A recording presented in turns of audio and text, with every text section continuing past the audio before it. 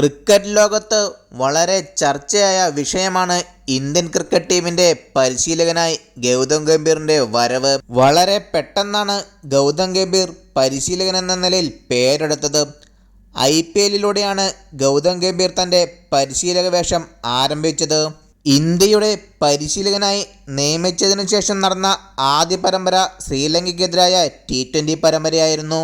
ശ്രീലങ്കയ്ക്കെതിരായ T20 പരമ്പര India തൂത്തുവാരിയിരുന്നു. എന്നാൽ പിന്നീട് നടന്ന ഏകദിന പരമ്പരയിൽ ഇന്ത്യ നാണം കെട്ട് പരാജയപ്പെട്ടു. എന്തായാലും ഗംഭീറിനെ ഇനി കാത്തിരിക്കുന്നത് വലിയ വെല്ലുവിളികളാണ്.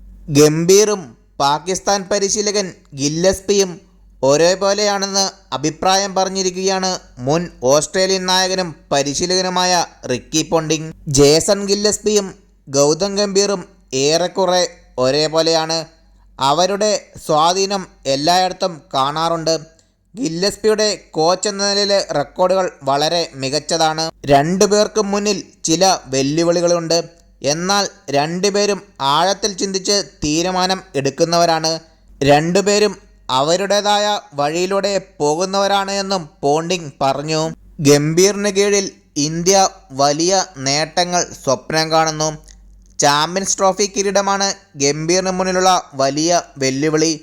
ഇതിൽ ഇന്ത്യയെ ജേതാക്കളാക്കാൻ സാധിക്കാതെ വന്നാൽ വലിയ വിമർശനം കേൾക്കേണ്ടി വരും.